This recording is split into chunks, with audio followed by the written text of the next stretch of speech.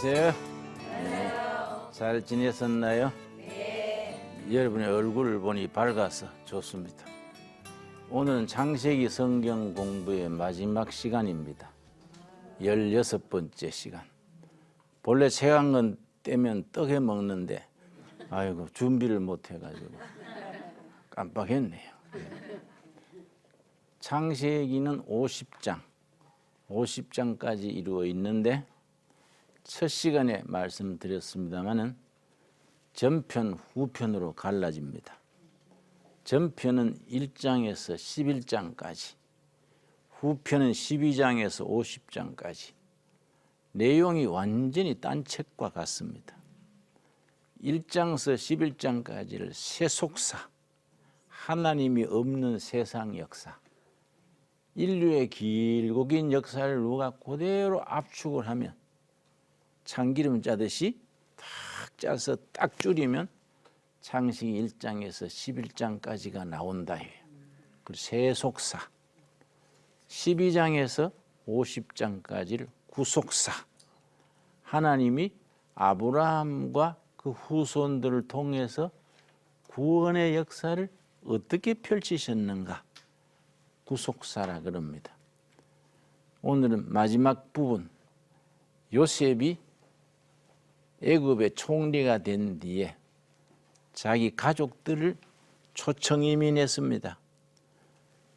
7년 흉년에 애굽에서 멀리 떨어져 있는 가나안 땅까지 다 가문 거예요. 중동 땅 전체가 7년 가뭄에 완전히 거들 남깁니다. 오로지 에집트만 곳간에 양식이 꽉꽉 차 있는 겁니다. 경제 담당 총리 요셉의 탁월한 경제 정책으로, 그러니까 요셉의 형제들도 애굽에 양식 구하러 간 거예요. 요셉을 만났지요. 그 얘기는 여러분이 창세기 본문을 읽으셔서 이해하도록 하고, 결국은 그 만남을 기초로 해서 새로운 역사가 시작되는데, 요셉의 형제들이 자기들이 팔아먹은 동생이 총리가 돼 있으니 기겁을 한 겁니다. 야, 우리 동생이 우리를 보복하면 어쩌냐, 부들부들 떠는 거지요. 요셉이 그럴 사람이 아니거든요. 형님들, 그렇게 걱정하지 마십시오. 나를 애굽에 보낸 사람은 형님들이 아닙니다. 형님들이 10몇 년 전에 은 20냥 받고 팔았잖아요. 형님들이 나를 보낸 게 아닙니다. 하나님이 미리 예비하셔서 나를 보낸 거입니다. 형님들은 다 용서가 되는 거예요. 하나님이 하신 일이다. 거기 창세기 45장 5절 말씀, 창세기 45장 5절에 요셉이 자기 억울한 사연을 형님들한테 복수하려 그러면은 집안이 결단 났겠지요? 요셉은 영적인 사람이라, 성령의 사람이라 그걸 오히려 긍정적으로 받아들여서 영적으로 승화시키는 겁니다. 형들한테 뭐라 그랬냐? 5절 말씀, 당신들이 나를 이곳에 팔았다고 해서 근심하지 마소서, 한탄하지 마소서. 하나님이 생명을 구원하시려고 나를 당신들보다 먼저 보내셨나이다. 내가 애굽에 팔려온 것은 형님들 탓이 아니라 하나님이 계획이 이루어진 거이다. 이걸 역사관으로 섭리사관 거예요. 역사를 보는 관점이 있습니다. 제왕사관, 왕실을 중심으로 보는 역사. 민중사관, 백성들, 민초를 중심으로 보는 사관. 식민사관, 뭐 이런 관점이 있지요. 성경적인 사관은 섭리사관, 중요합니다. 성경적인 역사인식을 뭐라 한다고요? 섭리사관. 하나님의 섭리가 세상 역사를 이끄신다. 그러니까 요셉이 자기가 애굽에 팔려온 것은 형들의 나쁜 생각 때문에 온 게 아니라 하나님이 나를 애굽 땅에 미리 보내 넣으려고. 왜냐? 지금 이때를 위해서, 많은 백성을 구원하려고 하나님이 섭리 중에 행하신 거이다. 여러분이 지금 뭐 어려운 처지에 있더라도 아이고 팔자 타령하고 내 팔자는 왜 이래 기구하냐 이러지 말고 하나님의 섭리가 지금 나한테 인도하신다. 앞으로 좋은 날이 있을 줄 믿습니다. 이런 마음을 가지기를 바랍니다. 그러니까 항상 희망을 가지고 웃고 살아야 돼. 자, 그러고서는 6절. 이 땅에 2년 동안 흉년이 들었으나 아직 5년은 밭가라도 못하고 추수도 못할지라. 7절. 하나님이 큰 구원으로 당신들의 생명을 보존하고 당신들의 후손을 세상에 두시려고 나를 당신들보다 먼저 보내셨나니 십몇 년 전에 하나님이 나를 이곳에 보냈습니다. 무슨 사관이라고요? 섭리사관. 그래서 8절이 결론이지요. 그런즉 하나님이 그렇게 하셨은즉 나를 이리로 보내는 당신들이 아니요 하나님이시라. 하나님이 나를 바로에게 아버지로 삼으시고 그 온 집이 주로 삼으심에 애굽 온 땅의 통치자로 삼으셨나이다. 어떻게 내 재주로 내 능력으로 총리가 됐겠냐. 하나님이 하신 일이다. 그래서 자기 아버지 가족을 전부 초청 이민했습니다. 가나안 땅에 앞으로 흉년이 5년 더 남았으니까 그 자리에 있으면 굶어 죽는다 이 말. 요셉이 총리가 돼서 가나안 땅의 아버지, 어머니, 식구를 전부 초청을 했는데 성경에 보면은 창세기 다음 책이 출애굽기거든요. 출애굽기 첫 부분에 보면은 요셉의 초청 이문으로 애굽으로 내려간 야곱의 식구가 70명이 초청 이민으로 간 거예요. 그래 뭐 아들이 총리니까 대접 잘 받았겠지. 그런데 창세기 50장 마지막 장에 요셉이 죽는 얘기가 나옵니다. 창세기 50장이 마지막 장이거든요. 그러니까 창세기 12장에서 50장으로 끝나는 구속사, 독일어는 하일 게시어테 그래. 영어로 말하면 홀리 히스토리, 거룩한 역사는 아브라함을 부르시는 데서 시작해서 요셉이 죽는 대로 끝나는 거예요. 자, 창세기 50장 24절. 요셉이 그의 형제들에게 이르되 나는 죽을 것이나. 그때 요셉이 110세예요. 110살에 죽는 겁니다. 여러분도 앞으로 그 정도는 살 거니. 나는 아마 90 정도로 하늘나라 가겠지만은 여러분 내보다 몇십 년 젊잖아요. 앞으로 여러분 시대는 110세 간다고요. 근데 건강하게 가야지. 치매가 걸려가 햇소리 하지 말고 건강하게. 그런데 새벽 기도하고 찬송하고 말씀 읽는 사람은 치매가 없다 그래요.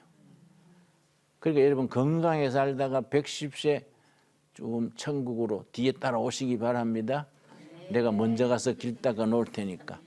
천국 가서도 창세기 공부해 보자고요. 응?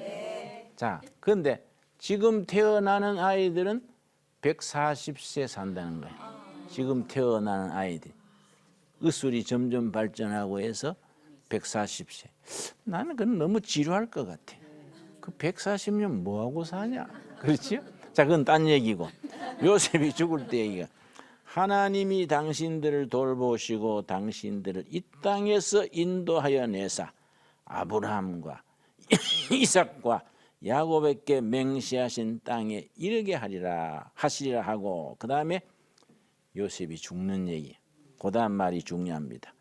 요셉이 또 이스라엘 자손에게 맹세시키 이르기를 하나님이 반드시 당신들을 돌보시리니 당신들은 여기서 내 해골을 메고 올라가겠다 하리라.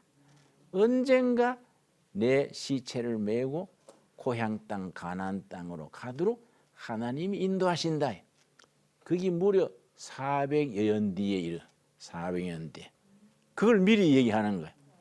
그래서 마지막 절 요셉이 110세의 죽음에 그들이 그의 몸에 향제를 넣고 애굽에서 입관하였더라. 그러면 지금 110세 죽는데 나중 모세 인도로 출애굽할 때 요셉의 시체를 갖고 가려면 썩어버리잖아요. 그 어떻게 했겠습니까? 미라라, 미라. 옛날 에집트의 고관들은 죽으면은 내장을 다 끌어내요. 그때는 아주 해부학이 발달했어. 뇌 속에 있는 것도 싹 뽑아내고 향을 넣는 거예요. 방부제지. 자연산 방부제를 탁 넣어가지고 몸이 그대로 마르드려 해서 입관하는 거예요. 왜 그러냐? 저승에서 다시 살아난다. 그 사람들의 그 종교관이에요. 그러니까 시체를 그대로 보존하는 거예요. 지금까지 미라로 남아있지. 그럼 요셉도 고관이니까 죽은 뒤에 110세에 죽고 나서 향을 넣어가지고 미라로 다 보존해서 요셉의 묘라고 딱 안치해놨겠지요. 400 몇십 년 세월이 지나서 모세 인도로 애굽 땅을 벗어날 때에 해방돼서 가나안 땅으로 가지요. 그게 출애굽기잖아요. 그거 보면은 요셉의 유고를 메고 가는 거예요. 요셉의 유고를 메고 가서 40년 방황할 때도 광야 40년 헤맸잖아요. 그때도 요셉의 시체는 안 버리는 거예요. 그대로 갖고 가서 가나안 땅 들어간 뒤에 세겜 땅에 딱 안창한 거예요. 그 지금 성지순례 가면 요셉의 묘가 있는 거예요. 그 사람들은 역사를 소중하게 생각하는 거예요. 역사를. 우리도 역사를 소중히 해야 돼요. 그러니까 이 요셉의 이야기가 유고를 미라로 하는 데서 창세기가 끝나는 거죠. 그런데 요셉의 아버지 야곱이 에집트에 내려간 뒤에 아들 요셉의 소개로 바로 왕을 만났습니다. 아들이 총리니까 아버지를 바로 왕한테 인사시키는 거예요. 창세기 47장 8절입니다. 47장 8절. 나이 130대라, 130세 때라. 130세 된 노인이 바로왕 앞에 아들의 안내로 가서 인사를 하는데 바로왕이 요셉에게 묻는 겁니다. 47장 8절. 바로가 야곱에게 묻되 너 나이가 얼마냐? 우리식으로 말하면 어르신네 연세가 얼마 되시는지요? 좀 더 높이면 어르신네 춘추가 얼마 되시는지요? 왕이 물었단 말이야. 요셉이 아주 야곱이 멋있는 대답했습니다. 9절이죠. 9절. 야곱이 바로에게 이르되 내 나그네 길의 세월이 130년이니이다. 130살 때 애굽의 초청 이민으로 가가지고 왕을 만난 겁니다. 내 나이가 얼마 못 되니 우리 조상의 나그네 길의 연조에 미치지 못하나 험악한 세월을 보냈나이다. 험한 세월 살았다는 게 순탄하게 산 게 아니다 이거죠. 나도 금년이 목회 47년째인데 내가 지금 77세예요. 30살에 시작해서 47년 목회를 해왔는데 고생이나 했어요. 빈민촌에 징역살이, 농촌 개척. 그래 우리 어머니가 니네 왜 목사를 해도 그래 고생길을 찾아다니냐. 네 성질이 팔자다. 어머니 그러셨다고. 그래 고생께나 했지요. 한 번은 내 후배 목사가 개척한다고 힘든다고 와서 눈물을 흘리면서 선배님 힘들어요. 내가 들어보니 별것도 아니요. 응? 그래 내가 야 이 사람아 자네가 나한테 고생한다고 얘기하는 거는 귀신 앞에 머리 푸는 기지 그 정도를 가지고 그 포크레인 앞에 삽질하는 기다. 그걸 가지고 고생이라 하냐? 젊은 세대는 고생을 잘 못 참아요. 우리는 고생이 몸에 배어가지고 고생해도 영광입니다 하고 몸으로 떼어왔지만은 앞으로 세상은 점점 더 고생을 힘들어할 겁니다. 우리는 고생스러워도 몸에 면역력이 있는 거예요. 인생은 본래 고생하는 기다. 그래 받아들이면 괜찮은데 뭐 징징 울고 힘든다 하고 뭐 이러면 더 복잡해지는 거이지요. 그 야곱이 바로왕을 만나가지고 내 나이가 130세입니다. 조상들의 나이에 미치지 못하지만은 험한 세월을 보낸 나이다. 아주 그럴듯하지요. 그 뒤에 요셉 곁에서 17년을 더 살았어요. 그럼 몇 살에 죽습니까? 147세지. 그렇죠? 130년 더하기 17년이니까 147세에 요셉이 죽는데, 요셉이 아니고 야곱이 죽는데 죽을 때 멋있게 죽는 거예요. 12아들을 탁 머리맡에 불러놓고 아들 한 명 한 명을 위해서 예언 기도를 하는 거예요. 축복 기도를 하는 겁니다. 오늘 공부하는 내용이 그겁니다. 그리고 오늘 제목이 야곱의 12아들. 여기 써놨지요? 야곱의 12아들. 창세기 49장 1절을 봅시다. 창세기 49장 1절. 성경 읽다가 참 깜짝깜짝 놀라는 것이 이런 부분이요.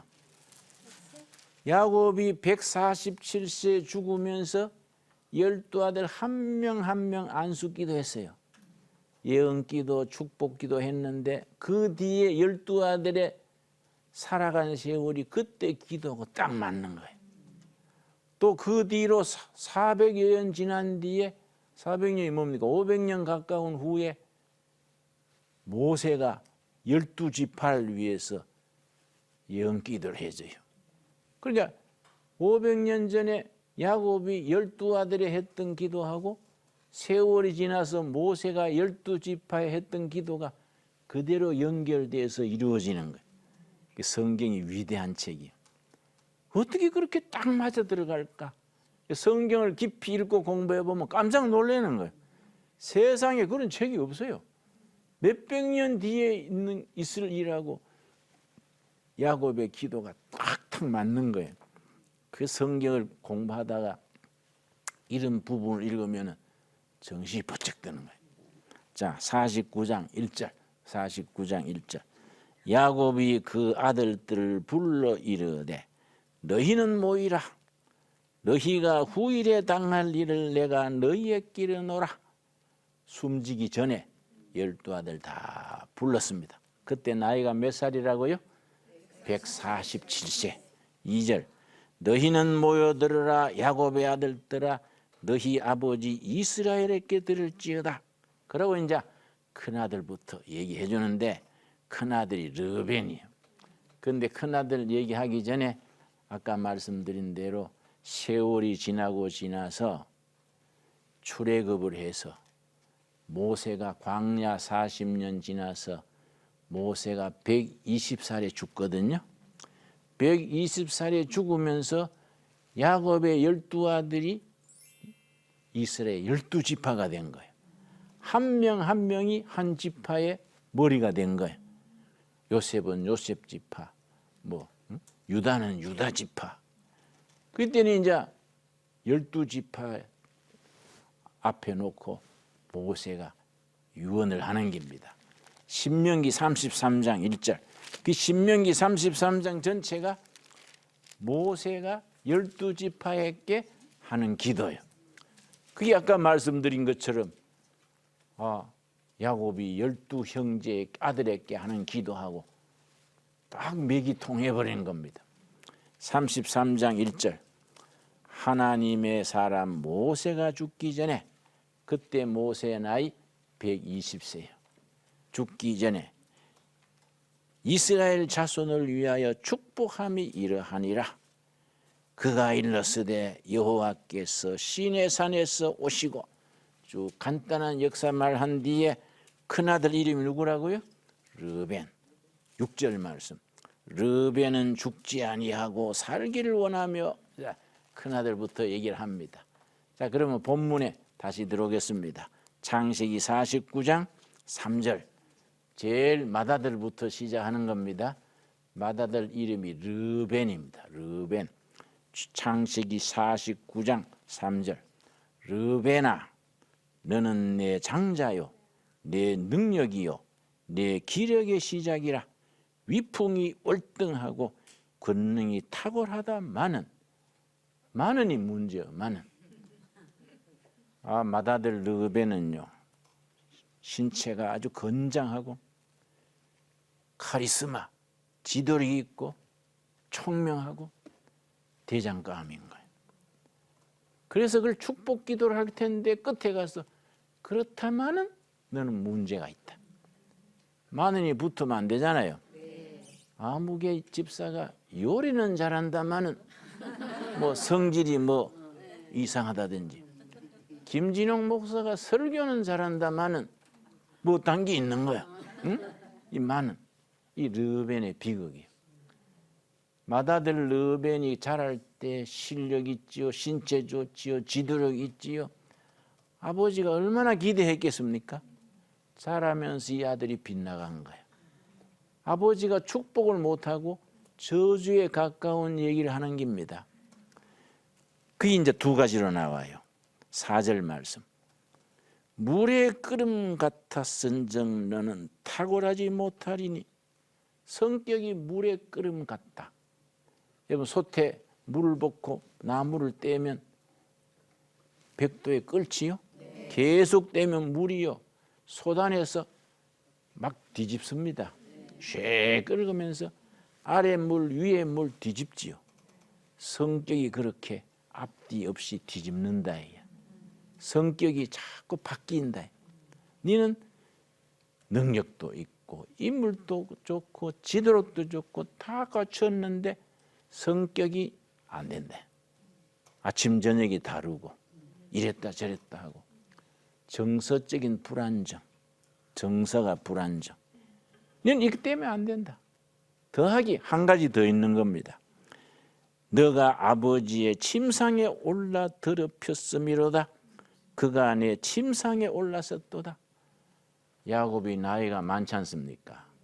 147세에 죽는데 큰아들 나이도 뭐 많지요. 그러니까 야곱의 후처 나이가 맏아들 나이하고 비슷한 거예요. 둘이 통해버린 거예요. 모자간에. 아무리 계모지만은 모자는 모자잖아요. 그런데 르벤이 행실이 안 좋은 거예요. 계모하고 한 침상에서 잔 거예요. 야곱이 그걸 알았어. 알고서는 가만히 입 다물고 있다가 숨 거둘 때 너는 안 돼. 너는 정서적으로 너는 불안정해. 지도자는 그러면 안 돼. 그러고 너는 아버지의 침상에 올라서 너 계모와 그런 관계를 가져서 너는 도덕성이 없어. 안 돼. 그 르벤으로서는 기절할 노릇이지. 아버지가 다 알고 가만 계시다가 죽는 자리에서 너는 안 돼. 그런데 르벤이 그걸로 끝나는 게 아니라 르벤의 후손들까지 그 미치는 거예요. 이스라엘의 그 전통은 장자에게 축복이 이어지는 거예요. 장자 상속권, 장자 축복권이에요. 그래서 에서와 야곱이 서로 장자권과 다투었잖아요. 이스라엘은 장자가 아주 모든 걸 이어가는데 르벤이 장자의 자리에서 미끄러지는 겁니다. 그 대신에 12아들 중에 유다가 그런 장자권을 이어가는 겁니다. 그런데 참 르벤이 안 됐어요. 뛰어난 실력이고 능력이고 한데 정서적으로 불안정해. 그래서 우리가 여러분 알아야 되는 것이 아들, 딸 키울 때나 손자, 손녀 키울 때 똑똑하게 낳는 것보다 그만큼 중요한 게 바로 키우는 거예요. 한국 부모들은 똘똘하게 낳아가지고 멍청하게 키워. 놓을 때는 총명에 낳아가지고 키울 때는 엉망으로 키우니까 아까운 애들이 빗나가는 거예요. 정서가 불안정한 거예요. 그래서 끈기가 없고 참을성이 없고 이런 걸 EQ가 나쁘다 그래. EQ. IQ, EQ란 말 들으셨지요? 네. IQ는 머리 좋은 게 IQ예요. 지능지수. EQ는 Emotional Quotient 그래서 정서지수, 감성지수예요. IQ는 머리 좋은 기고 EQ는 가슴이 따뜻한 거예요. 근데 요즘은 과학 심리학이 발전해서 IQ 높은 것이 그 사람의 성공과 행복에 기여하는 것은 20%밖에 안 된다는 거예요. 머리 좋아가 서울대학 나왔다고 성공하는 게 아니다. 행복한 게 아니다. 가슴이 따뜻해야 돼. 가슴이 EQ거든. 그런데 머리는 좋은데 가슴이 망가지면 정서가 불안정해. 그러고 어디에 뭐 중독에 걸리고. 우리나라는 인터넷에 중독된 청소년이 150만입니다. 엄청난 거예요. 특별히 요새는 스마트폰이 나와가지고 여자아이들이 밤에 잠 안 자고 두드리는 거예요. 가수가 어쨌니 뭐 아무개 가수가 뭐 어쨌니 그 잠 안 자고 두드리는 거예요. 이러다 중독이 되는 거예요. 그게 150만이라. 전문가들이 분석을 하건데 150만 중에 치료받아야 될 아이가 20%, 30만. 당장 입원해야 될 아이가 7%. 이 사회적인 문제예요. 그래서 내가 70에 은퇴하고 나서 퇴직금을 몽땅 가지고 동두천에 산을 6만 평을 샀어요. 거기다가 이제 수도원 세우고 수도원 부설로 인터넷에 중독된 아이들 치료 학교를 세웠어요. 그거는 중독된 아이들 왜냐? 르벤과 같은 거예요. 감정이 뒤죽박죽이야. 스마트폰 붙들면 그거 빠져가지고 학교도 안 가고 시험도 안 치고. 우리한테 온 청년 학생 한 명은 자기 아버지 엄마 다 의사인데 2년간 학교 안 가고 게임만 한 거예요. 게임. 엄마가 못하게 하니까 엄마를 때려서 기절을 시켰어. 또 이제 울산에 있는 어떤 아이는 할머니가 맨날 게임만 하니까 못하게 한다고 칼로 찔렀어. 그 신문에다 나지요. 왜냐? 그 인터넷 게임이 폭력적이거든.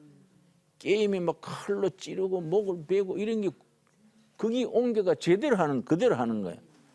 그러니까 이게 뭐 엉망이 되는 거죠. 어떤 청년은 PC방 있지요. PC방 가가지고 밥도 안 먹고 계속 하다 그 자리에서 쪼그리고 앉아 죽었어. 또 이 젊은 부인은 애 낳아가지고 애 옆에 놓고 젖도 안 먹이고 게임만 하다가 애 굶어 죽었어. 이 사회적인 병이야. 이건 정부도 손 못 대고 학교도 손 못 대고 부모는 한숨만 쉬는 거예요. 아들 하나 낳았는데 하나가 학교도 안 가고 맨날 방에 들어앉아가지고 올빼미면에 게임만 하니까 집안이 쑥밭이죠. 안 그렇겠습니까? 걔들을 위해서 교회가 뭘 해야 된다. 르벤 같은 이세들이지. 그래서 우리가 치유학교를 세웠는데 또 인터넷 중독 치유학교 그러면 말이 이상하잖아요. 듣는 애들이. 숲속 창의력 학교.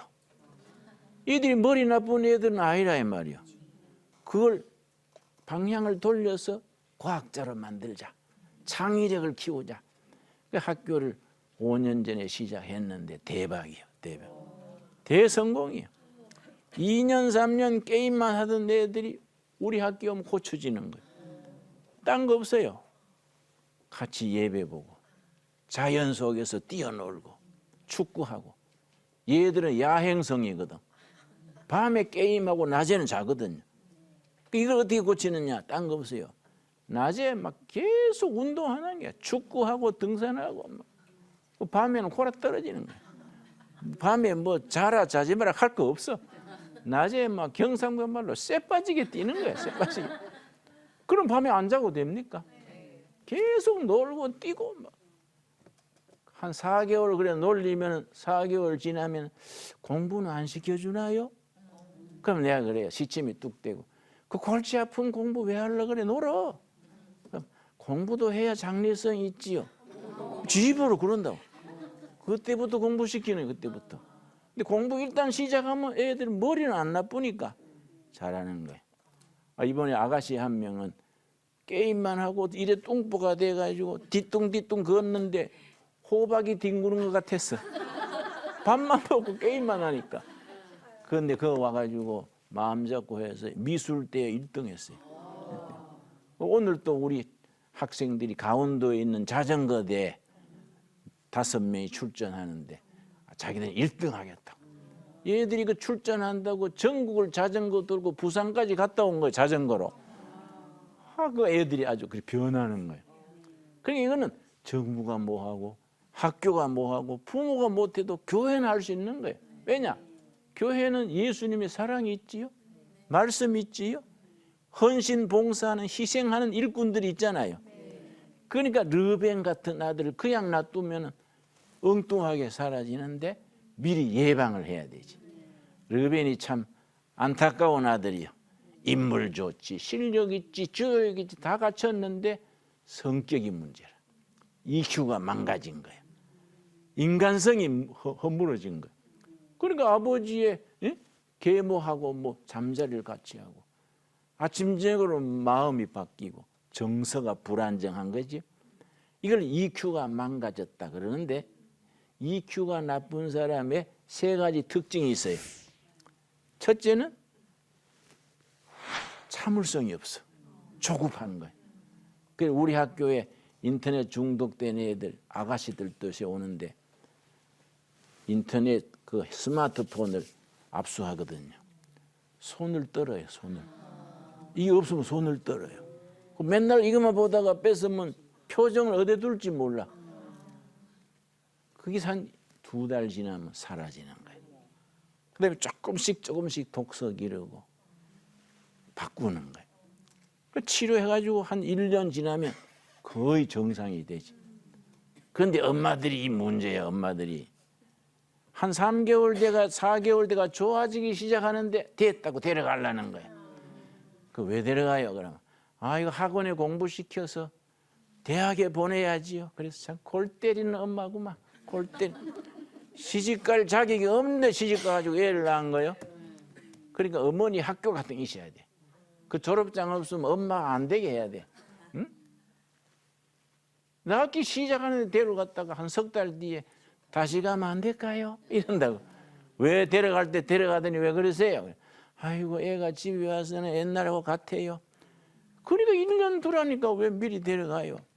엄마들이 문제 엄마들이. 응? 그러니까 이 여성이 중요해요. 여성이. 응? 그런데 참을성을 길러주는 거예요. 첫째는 참을성이 없어요. 두 번째는 화를 잘 내요. 미스터 핏대라 그래. 미세스 신경질. 앵앵거리고 짜증내고. 이게 급하고 참을성이 없고 화를 잘 내는 거예요. 혹시 내 얘기한다 싶으지 않으세요?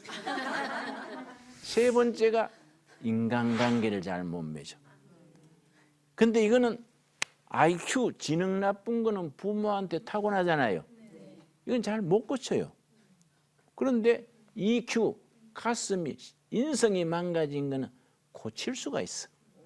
자기의 노력과 주위의 도움으로 고칠 수 있는 거예요. 이게 감사한 거죠. 어떻게 고치느냐? 크게 3가지요. 그러니까 르벤 같은 아들을 고칠 수 있는 거예요. 그런데 야곱 부부는 그걸 못한 거이지. 그냥 가만 두고 보다가 너는 안 돼. 그거 참 안타까운 일이지. 그렇죠. 그 맏아들 기대하던 맏아들이 쭉쭉 뻗어서 가문을 이끌어 갔으면 얼마나 좋겠어요. 야곱은 거기까지는 못 간 거지요. 고치는 데는 주로 3가지요. 첫째가 사랑하는 거예요. 연애하는 거예요. 연애. 연애하면은 사람이 변화됩니다. 그 그냥 몸으로 비비는 연애가 아니고 품 있게 고상하게 좋은 여자 좋은 남자 만나서 건강하게 사귀면은 망가진 EQ가 회복되는 거예요. 우리 대학 시절에 영 시원찮은 남자가 좋은 애인 만나가지고 사귀고 결혼하더니 한 10년 뒤에 만나니까 완전히 젠틀맨이야. 완전히 마누라되기 사람 된 거예요. 여자도 마찬가지지. 응? 그러고 사랑하는 거. 둘째는 뭐이냐? 예술이, 음악, 미술, 도자기. 그걸 예술 치료가 해요.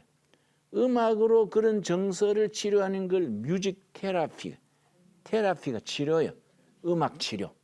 그래 교회에서 찬양하면은 마음이 시원하고 어떨 때는 감동의 눈물이 나고 하지 않습니까? 찬송가 곡조 자체가 영혼을 치료하는 거예요. 요새 음악은 이상해요. 좀 좀 무슨 쥐약만 사람 말이야. 이 노래가 이상해. 그러고 그 무슨 겁니까? 말탕금에 벌떡벌떡 뛰는 거 뭡니까? 응? 그 세계 뭐 유명하다 그러는데 싸이입니까? 싸이? 응? 그 제정신이 아닌 것 같아. 뭘 벌떡벌떡 뛰어요? 응? 깊이 있는 예술로 정서가 치료가 돼야 되는데 그 치료하는데 최고가 찬송이에요. 찬송. 그 음악 치료. 그리고 미술 치료. 그림 그리면서 성품이 변하는 거예요. 또 도자기 굽는 것도. 내가 독일에 갔더니 독일에는 경치 좋은 데는 그런 요양센터가 있어요. 암 환자들만 와서 치료를 하는데 독일은 치료사가 있어요. 예술 치료사. 아트 테라피스트. 대학 나오고 3년간 그걸 전공을 해요. 그걸 다 보험에서 커버해 주는 거예요.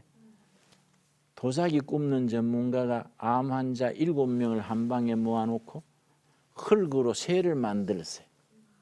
자기가 만든 새를 덩어리를 문지르면서 자기 몸에 암덩어리라고 생각을 하는 거예요.